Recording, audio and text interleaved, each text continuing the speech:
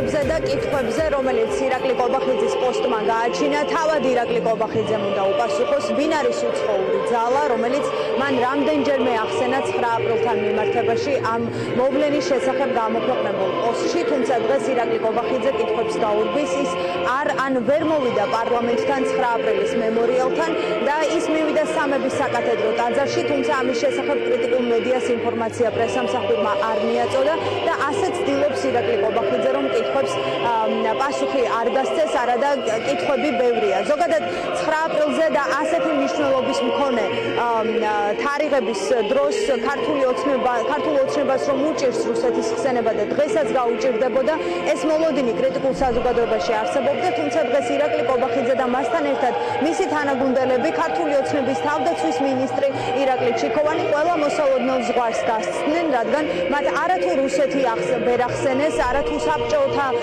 არმია ვერ ახსენეს 9 აპრილის გახსენების დროს, არამედ თქვეს, რომ ეს ამ მოვლენების შემოქმედი იყო უცხოური ძალა. სალომე ზურაბიშვილი ეხმიანება სოციალურ ქსელში ცალ-ცალკე ერთისფრულ საქართველოს მთავრობის სახელით გავრცელებულ განცხადებას და მან ასევე გამოაქვეყნა პოსტი ირაკლი ჩიქოვანის განცხადების პასუხად. ის სამარცხვინოებს უწოდებს ქართული ოცნების ლიდერებს, რომ ვერ ახსენებენ რუსეთს და მის მნიშვნელოვან როლს 9 აპრილის ტრაგედიაში და სალომე ზურაბიშვილიც და მასთან ერთად პოლიტიკური პარტიების ლიდერები ახსენებენ ირაკლი კობახიძეს თუ რა მოხდა 36 წლის წინ რეალურად და ამბობენ, რომ დღეს ქართულ ოცნებას აქვს მცდელობა გადაწეროს ისტორია, თუმცა ეს მცდელობა უშედეგო აღმოჩნდება, რადგან ეს ჩანს საზოგადოების განწყობებშიც, მათ შორის სოციალურ ქსელში, სადაც წერენ კომენტარებს მთავრობის განცხადებაზე, თუმცა მათ საქართველოს მთავრობის ოფიციალური ვებგვერდი ბლოკავს ან შლის.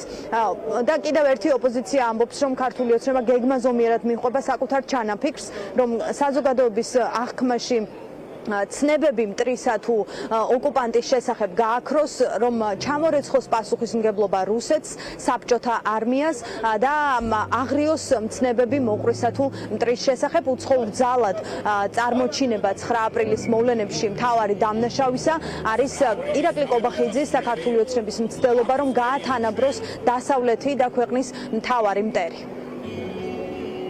ეს უტიფრობაც აღარ არის. ვინ არის უცხოური ძალა? ეს ხალხი არის უცხოური ძალა, მთელი ღამე ვინც გაათენა, სიტყვით ვინც გამოდიოდა, 9 აპრილის მონაწილეები არიან უცხოური ძალა და ეროვნული მოძრაობის წარმომადგენლები არიან უცხოური ძალა თუ ის ახალგაზრდები არიან, რომლებიც ებრძვიან იდეას, რუსულ იდეას ებრძვიან, როგორც 36 წლის წინ ის ადამიანები, ვინც შეეწირნენ ტანკებს და არა ტრაგიკულად დაღუპული ისინი დემონსტრანტები. არც ხვენია საერთოდ, მე სიტყვები არ მყოფნის, როგორ შეიძლება რეჟიმმაც კი იკადროს ის, რაც მათ იკადრეს ეგრეთ წოდებული პრემიერ-მინისტრით დაწყებული რიგითი მათი მოლაპარაკე თავებით დამთავრებული. ეს განცხადება იქნება შავი ლაქა, ისედაც ამოდანდღლილია ამ შავ ლაქებში, მაგრამ ძალიან დიდი შავი ლაქა იქნება. როდიონოვს და არ ვიცი, ალბათ ვის გულისხმობს, შეიძლება მაკრონს გულისხმობს. აი, აქროს სვაო, კითხვის ნიშანს ხარ უბრალოდ ჩვეულებრივი მოგზავნილი აგენტი, ნაძირავა ხარ, ჩვეულებრივი ნაძირავა ხარ.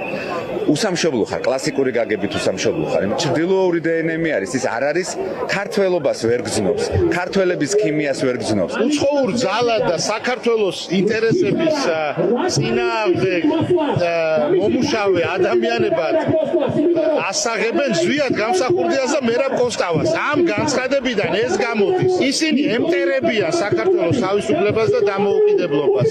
თელია ეს ბოდიშის კამპანია, თელია ეს რაღაცა თვითგამოცხადებული კომისია ემსახურება ერთადერთ რამეს, რომ მოხდეს საქართველოს დანაწევრება და დაშლის სახით საქართველოს ჩააბარონ რუსეთს. ადამიანებს არ შეუძლიათ მოიხსენიონ საბჭოთა კავშირი, როგორც საბჭოთა კავშირი და ასევე ცდილობენ საბჭოთა დანაშაული, საბჭოთა ეს სისასტიკე, საბჭოთა ეს დაუნდობლობა, ეს სისხლისღვრა, რომელიც მოაწყო, ხო?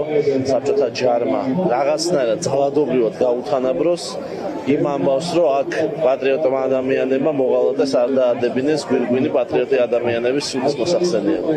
ეს არის დიდი დანაშაული ქართველი ხალხის მეხსიერების წინაშე.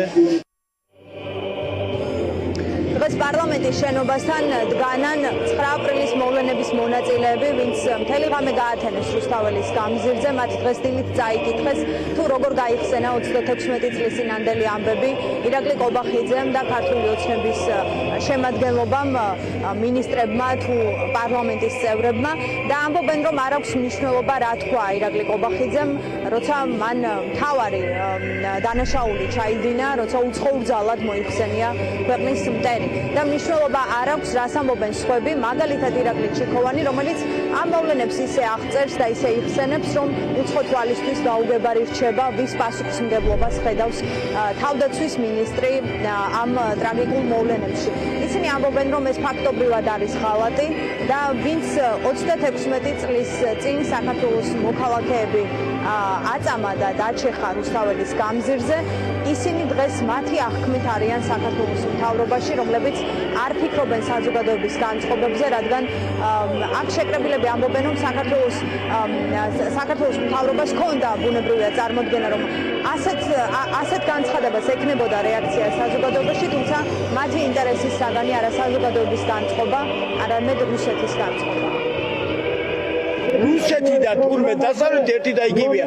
რა თქმა უნდა, ჩვენ მშვენივრად ვიცით, რომ ეს ასე არ არის, მაგრამ ხედავთ თავის ამომრჩევლებში, საზოგადოებაში, მათ ზომბირებას ეწევიან, იმიტომ რომ თქვენ დათქმევი, რომ ყველა დასავლეთი იქნება თუ ჩრდილოეთი, ყველა ერთი ნაგავია, ყველა ჩვენი მტერია და ჩვენ მხოლოდ ჩვენ ვართ, ხოცები ვართ, თურმე დიდი დამოუკიდებლობის შემქმნელი და გარანტორები, ყველაფერზე წამსვლები არიან.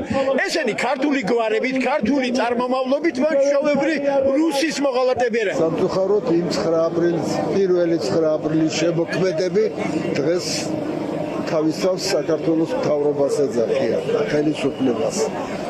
თვითონ არიან ამის შემოქმედები და რატო უნდა ეხსენებინათ რუსეთია, თვითონ რუსეთია, თავისთავად ხო არ ახსენებენ.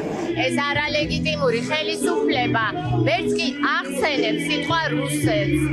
ესე ძალიან სიმპტომატურია, რომ ისინი არიან აბსოლუტურად უკვე რუსული ხელისუფლება, რომელიც რუსეთის საქმეს აკეთებს და რუსეთთან მიერთება გეგმად ფაქტიურად. ამიტომ მათი აქ მოსვლა და ესე ფარისევლური გვირგვინები ჩემკობა იქნებოდა სრულიად გაუმართლებელი და ივანიშვილი კობახიძე ეს არის ის ხალხი, რომელიც ცდილობს რომ რუსეთის წიაღქვეშ დააბრუნოს საქართველო. ივანიშვილი აფინანსებდა გენერალ ლებედს 90-იან წლებში, წარმოიდგინეთ. ლებედი არის ჩართული ამ ჟლეტაში, გენერალი ლებედი, რომელიც მერე მოკვდა ასევე. ჩვენ გვაქვს საქმე რაღაცა წარმოუდგენელ კატასტროფასთან, იმიტომ რომ შეუძლებელია რომ ამ ადამიანებს ეწოდებოდეთ ხელისუფლება.